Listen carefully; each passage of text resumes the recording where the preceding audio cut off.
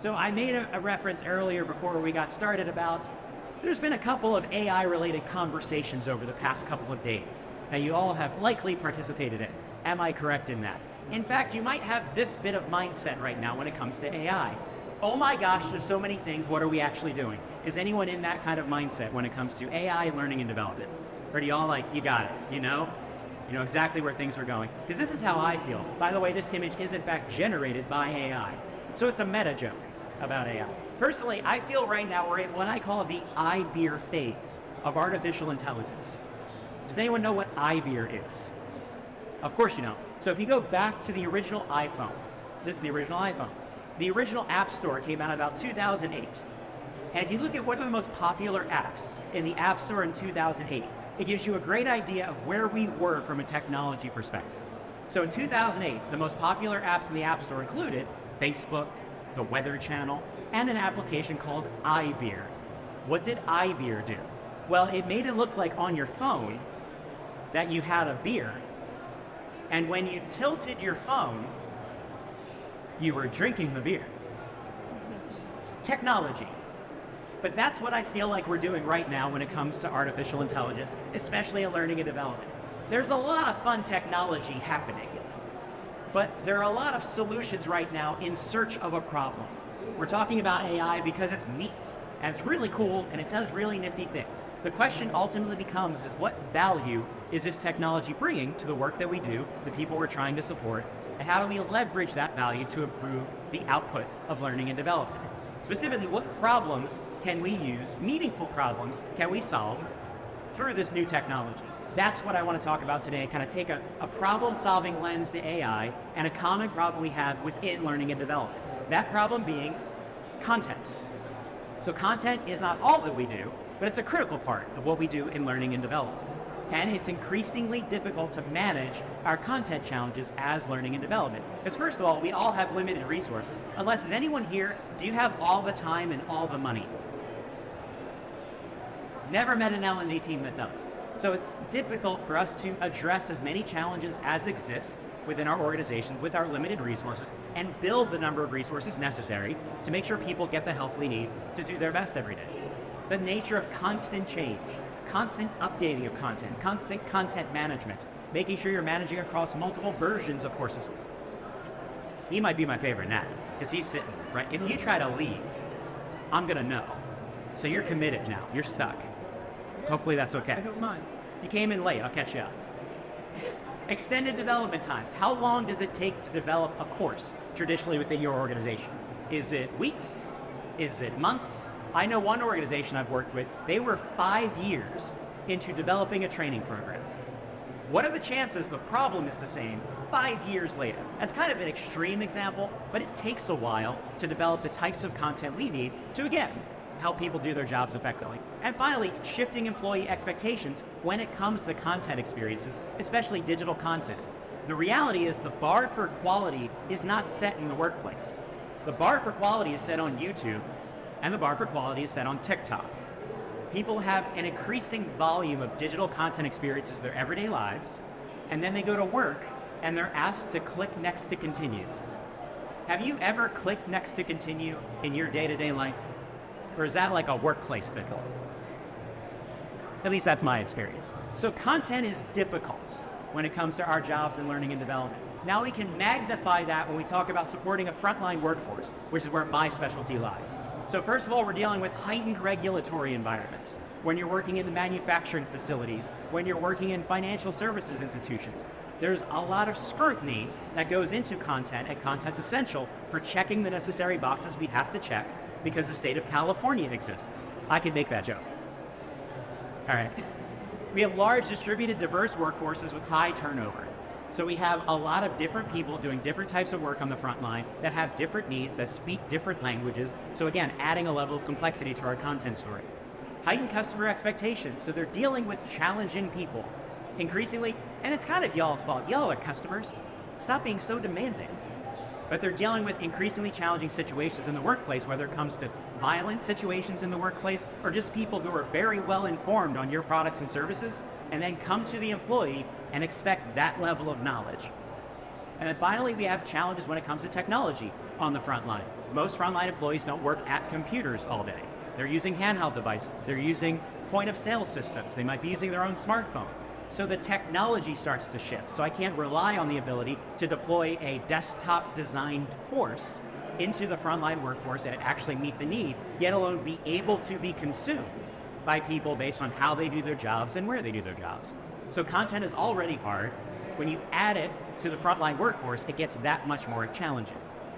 So that's what we do at Axonify, is enable frontline employees. So to give you a little bit of context of what we do for the rest of the story, is that we build learning, communications, and an operations technology that helps fit enablement into the day-to-day flow of work for your average frontline employee.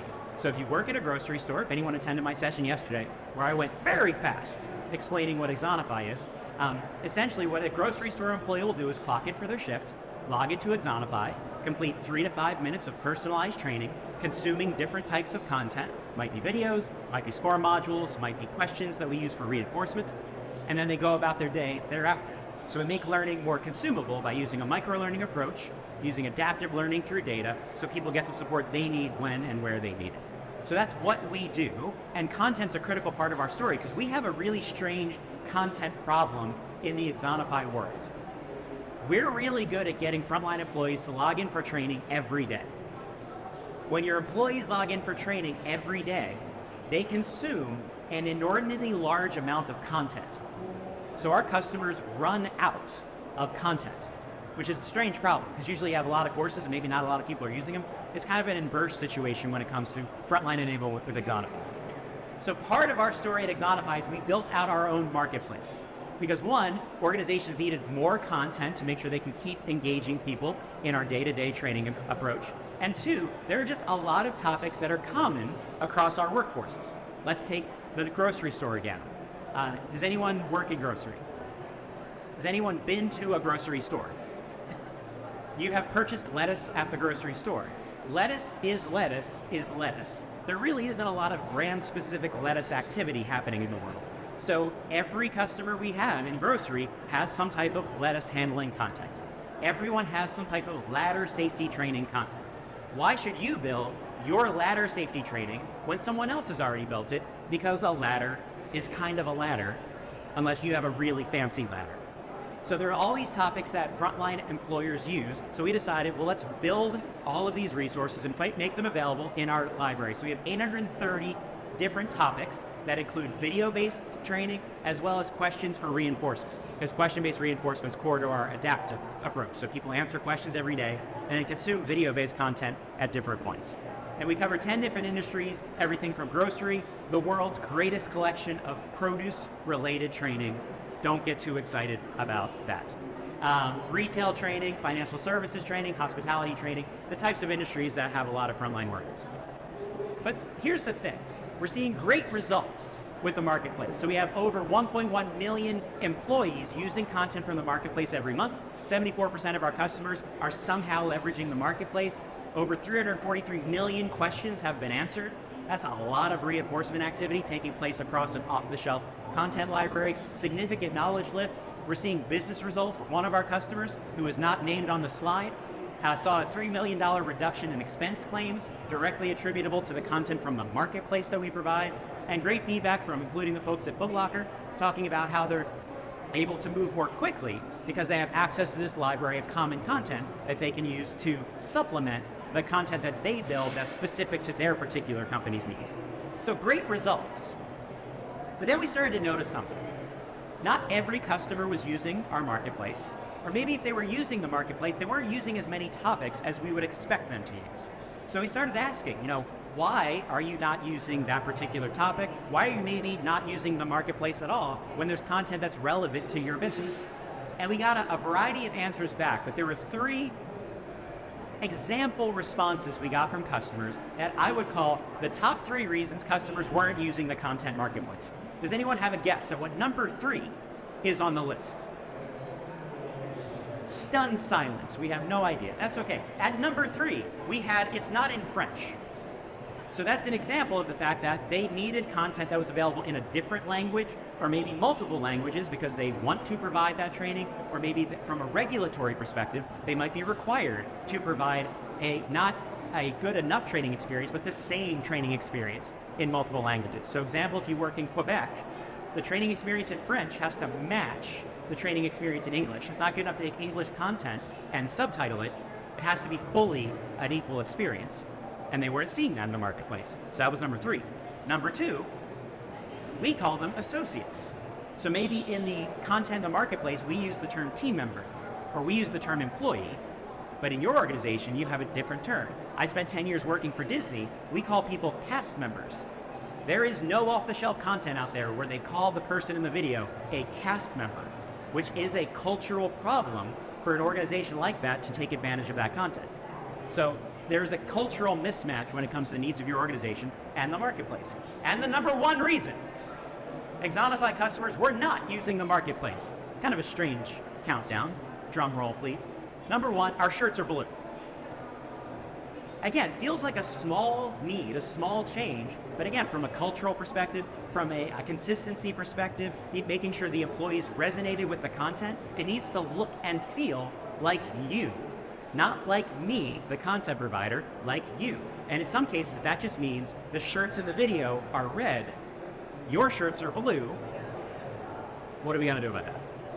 So as we saw these issues that felt small, but were meaningful to these organizations, we started to ask the question, well, how can we overcome this challenge to make sure more people can take advantage of the marketplace and find a way to customize off-the-shelf content?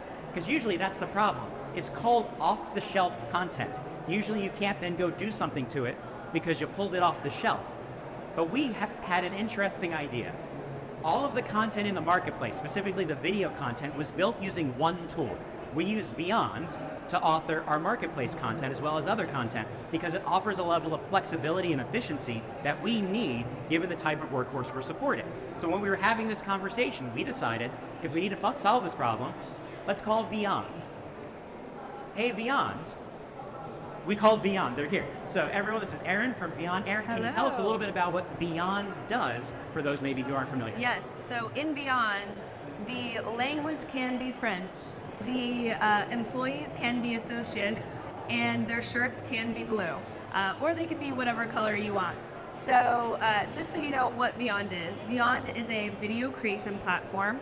It's point and click, drag and drop, so you don't need any experience creating videos in order to be able to use Vyond.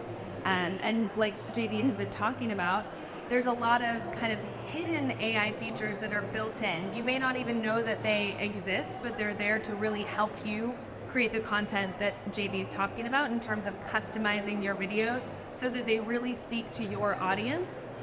So what you're seeing right here is a video that's being created in Vyond Studio. You'll notice as we're going through here, they're choosing different characters.